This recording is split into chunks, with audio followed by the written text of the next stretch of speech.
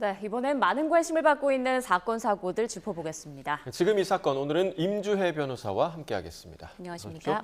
네, 안녕하세요. 네, 자 이면택 대한의사협회 회장 취임한 지 반년 만에 이제 탄핵을 당했는데 기회를 달라고 호소했지만 찬성이 압도적이었다고요. 그렇습니다. 바로 어제였습니다. 이면택 대표의 탄핵안이 가결이 되었습니다.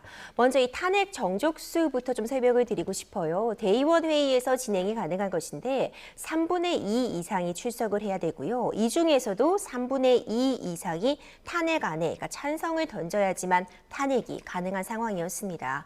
그러니까 단순히 수치적으로 계산해 보자면 한 66% 이상 정도가 동의를 해야지 탄핵이 될 수 있는 그 정족수를 충족하는 것인데 이번에 이 대의원 회의에는 224명이 참석을 했고요. 찬성이 170명, 반대가 50명, 기권이 4명이었습니다. 그러니까 찬성 비율, 그러니까 탄핵에 찬성한다고 밝힌 비율이 75.8%로 그러니까 이 가결 의견 정족수를 넉넉하게 넘은 수치라고 평가할 수 있기 때문에 어떤 압도적인 탄핵에 대한 지지가 있었다. 결국 탄핵이 이루어졌다. 이렇게 평가할 수 있을 것 같습니다. 네, 자, 두 번째 탄핵이었고요. 그리고 역대 회장 중에서 가장 빨리 회장직에서 물러나게 된 사례였습니다. 자, 불명예 퇴진의 배경, 잇따른 막말 논란이 꼽히기도 했는데요. 관련 영상 함께 보시고 이야기 계속해서 나눠보겠습니다. 이면택 참고인, 네, 저 기억하세요? 네, 제가 21대 국회에서 대변인으로 활동할 때 저한테 미친 여자라 그러셨죠? 답변하세요. 네. 근데 제가 오늘 청문회 준비하면서 찾아보니까 저는 약과더라고요. 창원지법 판사에게 이 여자 제정신입니까? 했다가 고발당하셨고요. 사과해야 되지 않겠냐고요. 국민이 가진 헌법상의 표현의 자유의 영역에 생각된다고 생각합니다. 네, 자 마지막에 들으신 것처럼 표현의 자유라고 항변을 하긴 했지만 사실 뭐 이것 이외에도 여러 가지 뭐 막말, 실언 이런 거친 언사 때문에 좀 논란이 되기도 했었는데 그래서 동료와 후배 의사들의 민심을 좀 잃었다 이런 평가가 좀 있죠. 그렇습니다. 앞서 영상에서도 확인이 가능한 것처럼요. 이면택 회장은 사실 말로 인한 그런 설화에 시달리는 경우 정말 많았습니다. 네. 정말 여러 가지 논란들이 있었는데요. 이제 몇 가지만 짚어보자면요. 일단 판결에 불만이 있을 수는 있겠죠. 하지만 이에 대해서 노골적으로 해당 판결을 내린 판사를 겨냥해서 이 여자 제정신이냐 이런 인격 모독적인 그런 반언을 일삼기도 했고요. 그리고 사회수석을 겨냥해서 정신분열증 환자 같다. 이런 언사를 했는데 사실 의사잖아요. 그러니까 생명을 다루고 있고 정신분열증이라는 것도 하나의 질병인 상황인데 이런 발언을 너무나도 수위 조절 없이 무분별하게 진행을 하면서요. 사실 국민들에게도 신뢰를 잃은 것이 물론이지만 의료계 내부에서도 이 이면택 전 회장의 리더십이라던가 아니면 자질 논란이 계속해서 벌어지게 되었습니다. 그렇기 때문에 이제 박단 대표 등 전공의 90여 명도 공개적으로 이제 이면택 탄핵을 공개적으로 요구하기도 했습니다. 의대생 단체들로부터도 이런 탄핵 요구를 받게 되면서 의료계 내부의 어떤 지지도 이 말 때문에 말로 얽힌 여러 가지 이런 이슈들 때문에 어떤 신임을 잃었다 이렇게 평가할 수 있을 것 같고 또 한 가지 또 결정적이었던 사건이 있었습니다. 본인을 이제 비방해가지고 이제 명예훼손으로 문제가 되고 있던 한 의료인에 대해서 이제 녹취 같은 부분들이 공개가 되었는데 현찰 5만 원권으로 해서 이제 1억 원을 준비해 오면은 고소를 취하하겠다. 이제 이런 내용을 말했다는 사실도 드러나게 되었어요. 물론 이에 대해서 본인은 실제로 이 돈을 받을 생각은 없었고 다만 이렇게 명예훼손이 큰 피해를 입힐 수 있다. 이런 부분을 강조하기 위한 발언이었다고 해명을 했지만 이런 해명에도 불구하고 굉장히 적절치 못하다는 그런 의견들이 주를 이었고요. 결국 이번 탄핵으로 이어지게 됐습니다. 못했다 이렇게 평가할 수 있을 것 같습니다. 네. 네, 또 의정 갈등 국면에서 좀 아쉬운 대응력을 보여주면서 이 부분도 좀 탄핵에 영향을 미친 거 아닌가 싶어요. 그렇죠. 사실 이렇게 말이 논란이 되게 되면 개인에게 어떤 비난의 화살이 초점이 가게 되잖아요. 이 과정에서 사실 이 의료 대란의 어떤 본질적인 문제가 사라지는, 그래서 오히려 이면택 회장의 어떤 개인의 일탈 부분이 더 집중을 받는 그런 모습을 보여서 굉장히 안타까움을 표하기도 했습니다. 일단 막말, 실언 이런 부분 때문에 이제 의료 단체, 이제 의료인들의 명예가 실추된 부분은 물론이고 결국 정부의 의대 증원 지금 그대로 지금 수능까지 이어지고 있기 때문에 어떤 제대로 된 대응을 하지 못했다는 비난도 거센 상황이었고요.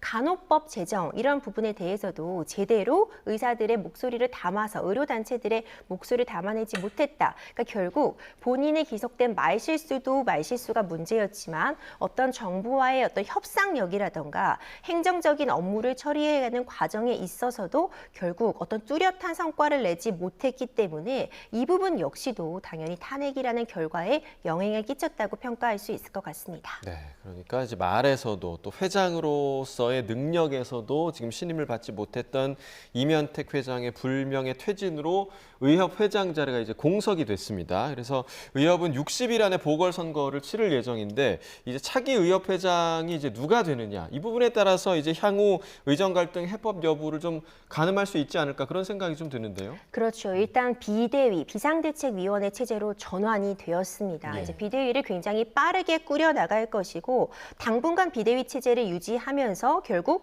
차기 회장을 빠르게 선출하겠다 이런 입장을 밝히고 있는데 정관에 따르면 그러니까 차기 회장을 선출하기까지 한 60일 정도의 시간이 걸리는 것으로 되어 있는데 이 부분을 지금 워낙 사안이 긴급하고 이 의료 대란, 의료 갈등으로 인해서 국민들의 피로감만 쌓여가고 있는 와중이기 때문에 60일을 기다리기도 힘들다. 그렇기 예. 때문에 30일 정도로 최대한 빠른 시일 내에 회장 선출과 더불어서 아무리 비대위 체제로 운영이 된다고 해도 회장, 어쨌든 최종적인 컨트롤 타워가 없는 상황에서는 비대위원장이 어떤 결단을 내리기가 쉽지만은 않거든요.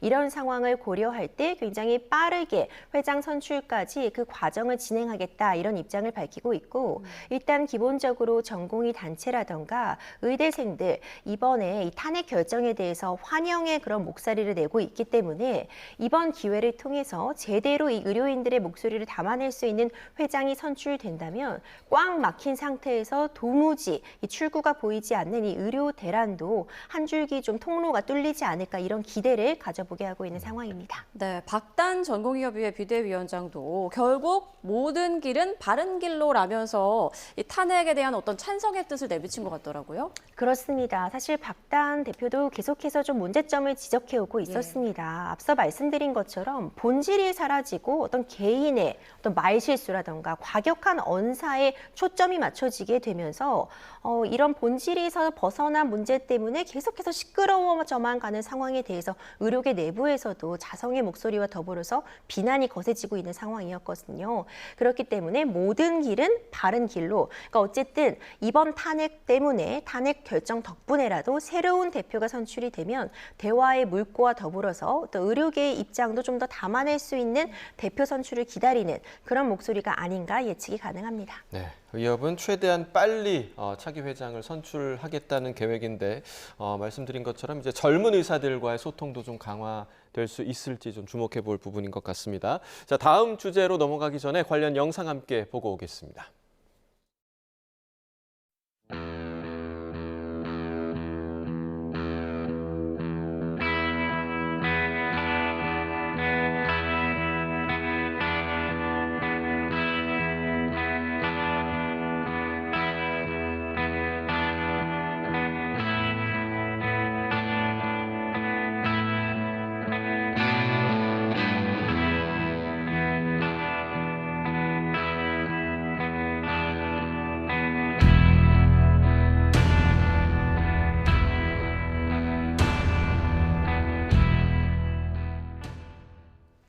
네, 정부가 지난 한 달간 대한체육회를 둘러싼 여러 의혹들에 대한 조사를 진행을 했습니다. 그런데 장기 지금 집권하고 있는 이기웅 회장 등을 비롯한 8명에 대한 수사를 의뢰했단 말이죠. 생각보다 의혹이 굉장히 좀 많더라고요. 어떤 것들이 좀 있었나요? 그렇습니다. 전방위적인 조사가 있었습니다. 국무조정실과 정부가 함께 이제 공직복무점검단 조사가 진행이 되었는데요. 이 가운데 이제 대한체육회의 여러 가지 비위 행위점이 포착이 되어서 정식으로 수사를 의뢰했다. 이런 이야기가 전해지고 있습니다. 특히 이기용 체육회장의 3선 연임을 앞두고 있는 상황이어서 이 내용이 더 주목을 받고 있는데요. 지금 문제되고 있는 혐의점들을 좀 살펴보자면 일단 체육회 직원의 부종 채용, 이기용 회장의 딸의 친구를 이 자리에 부정 채용하려고 했다는 의혹을 받고 있고요. 그리고 이제 물품 후원 요구, 이제 과도하게 물품 같은 부분을 후원을 요구하면서 이것을 또 사적으로 사용을 해서 휴대전화 같은 부분을 사실 선수들이라던가 아니면 다른 지원 스태프들에게 제공하기로 한 물품들을 본인이 개인적으로 사용했다. 이런 횡령 혐의를 받고 있습니다.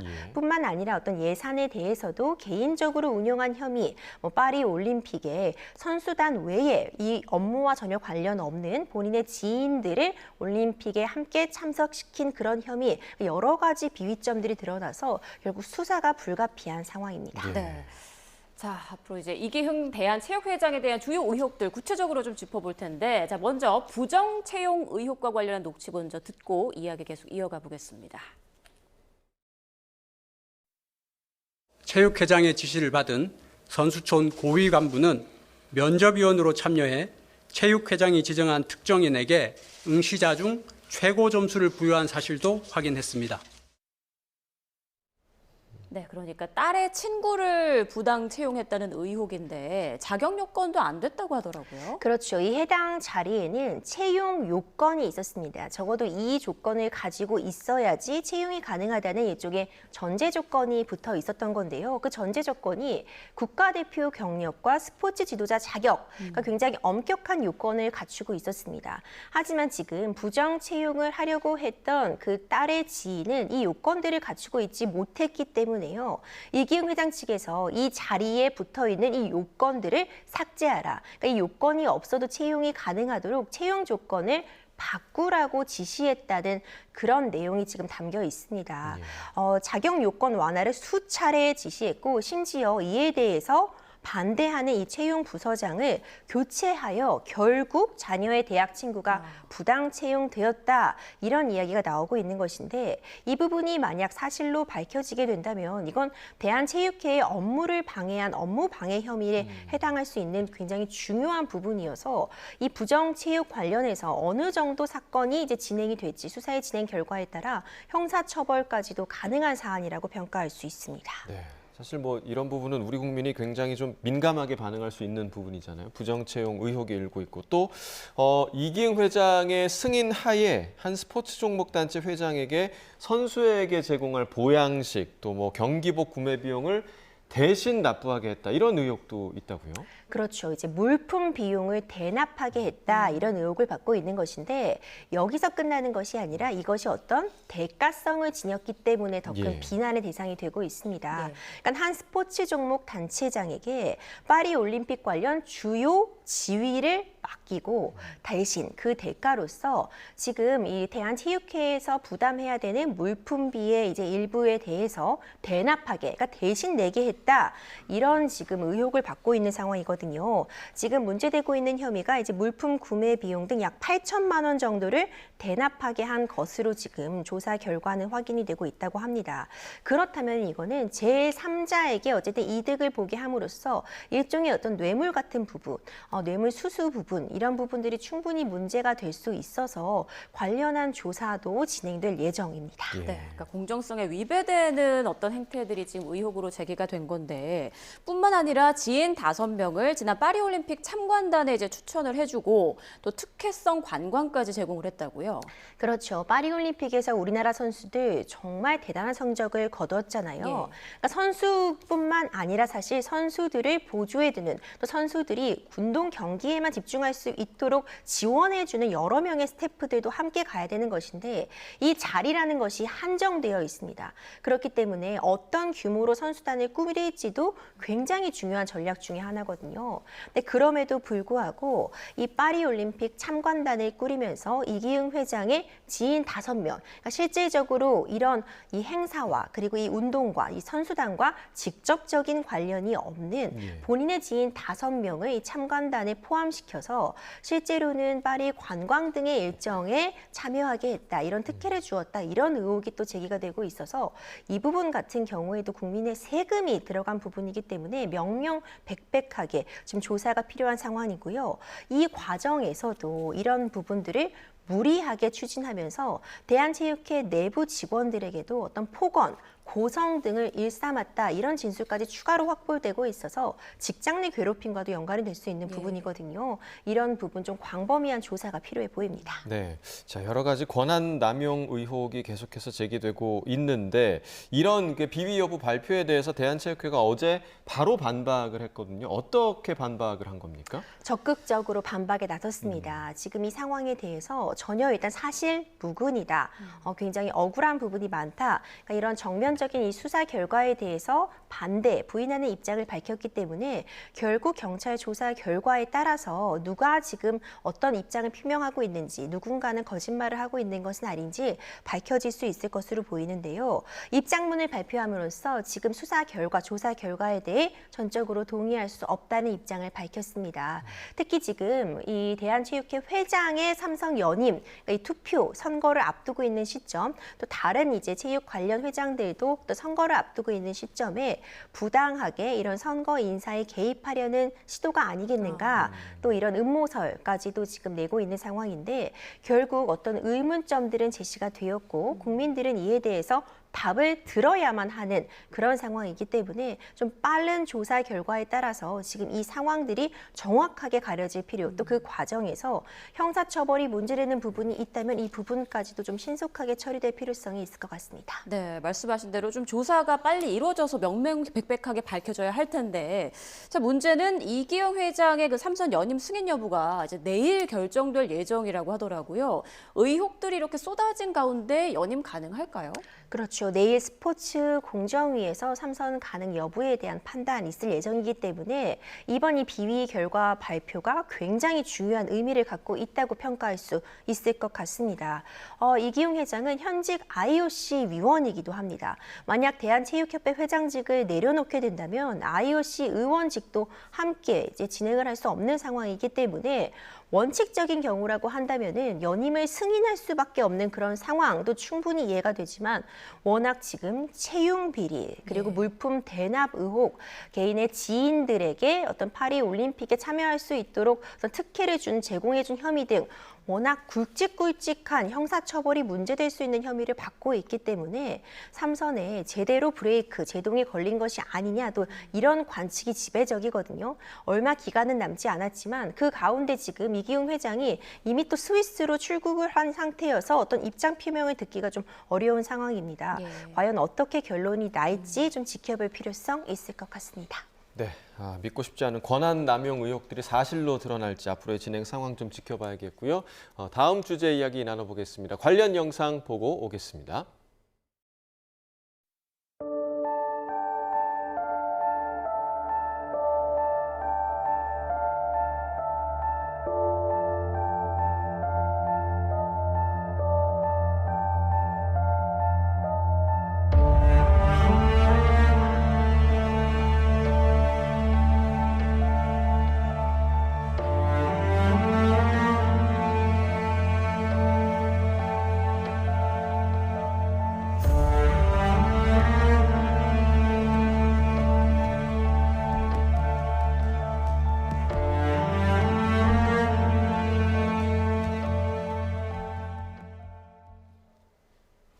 보신 것처럼 충남 서산이었습니다. 렌터카 차량 화재 뒤에 실종 신고가 됐었는데 이 40대 운전자가 결국 주검으로 발견됐습니다. 정말 좀 안타까운 소식인 것 같아요. 네, 너무나도 안타깝습니다. 이 렌터카가 전소된 상태로 발견이 되면서 사실상 이제 실종 사건처럼 여겨졌었는데 끝내 이제 주검으로 발견이 되게 되었습니다.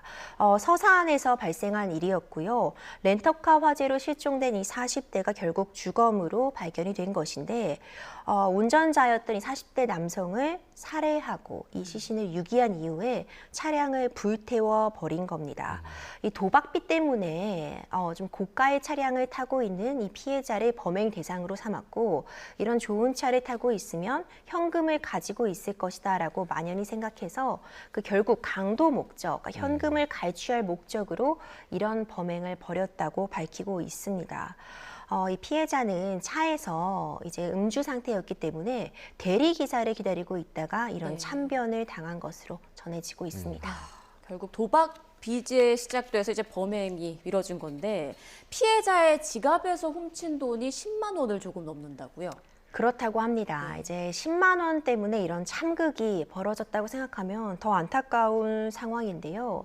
이 10만 원 현금을 가지고 도주를 하게 되었습니다. 일부는 이제 로또를 구입했다고 하고 참담하죠. 식사를 한 다음에 이제 5만 7천 원 가량이 남아 있는 상태였다고 합니다. 그러니까 결국 어찌 보자면은 본인이 이제 도박빚이 있고 금전적으로 굉장히 궁핍한 상태였다고는 하나 한 가정의 가장이잖아요. 그리고 성실하게 삶을 살아가고 있던 한 사람의 생명을 앗아가고 나서 이 10만 원을 가지고 로또를 구입하고 식사를 했다. 과연 이런 일이 벌어질 수 있는지 참 참담하고 이 범행의 경로를 보자면요. 굉장히 빠르게 이루어졌습니다. 11월 8일 오후 9시쯤에 차 안으로 들어가서 10여 분 만에 범행을 진행을 했고 바로 이 범행이 끝난 직후에는 피해자의 휴대폰을 유기했습니다. 그리고 오후 10시쯤에는 그 인근에다가 이제 시신을 유기했고 10시 12분쯤에는 이 차량을 불태웠는데 이 전 범행 살인을 저지르고 이 차량을 전수시키기까지가 30여 분밖에 걸리지 않았거든요. 이 과정이 굉장히 신속하고 좀 주도 면밀하게 이루어졌기 때문에 이것이 우발적인 사건이었는가, 좀 계획적으로 어떤 강도 살인을 계획한 것이 아닌가, 좀 이런 부분을 좀 짐작하게 하는 그런 부분도 나오고 있습니다. 네, 자 오후 9시 40분부터 10시 12분 사이, 그러니까 32분 사이에 모두 이루어진 일인데 그러면 법원에서 이제 계획성을 판단함에 있어서 이렇게 짧은 시간도 판단의 근거가 될 수 있는 겁니까? 그렇죠. 이것이 사실 일반적인 상황이라고 한다면은 정신이 없는 정도가 아니라 본인이 제대로 몸을 가눌 수도 없는 그런 상황이잖아요. 이런 큰 일이 벌어졌음에도 불구하고 굉장히 빠르게 어떤 시체에 대한 처리, 시신에 대한 처리뿐만 아니라 차량을 전소시켜 버림으로써 어떤 증거를 완벽하게 인멸하려고 했던 시도, 이런 부분들을 보자면 이 대담성도 확인할 수 있음과 더불어서 사전에 어떤 범행을 이미 결심을 하고 살인의 고의를 가지고 범행을 저지른 것이 아닌가, 이런 부분들을 좀 유추해 볼 수 있는 상황입니다. 네, 경찰은 이 용의자에 대한 조사를 마치는 대로 구속영장을 신청할 방침이라고 하는데 발부 가능성 높지 않을까요? 그렇죠. 당연히 발부가 될 것이라고 봅니다. 워낙 살인이라는 가장 중한 죄, 가장 높은 처벌을 받아야 되는 죄를 저지른 상태고요. 이미 어떤 범행의 증거들이 대부분 좀 확보가 된 상태이고 일단 애초에 이 사신을 유기하려고 한 점, 차량까지 전소시킨 점이 증거 인멸을 하려는 시도였잖아요. 이런 사정들이 도주의 우려라던가 증거 인멸의 우려, 범행의 중대성, 이런 구속영장이 발부되기 위한 요건들은 충족이 되었다고 보이기 때문에 구속영장은 발부가 될 것이라 예측이 가능합니다. 네, 자 10만 원을 훔치고 한 생명이 세상을 떠났다는 것이 참 참담한 그런 사건이었습니다. 자, 다음 영상 보고 다음 주제 넘어가도록 하겠습니다.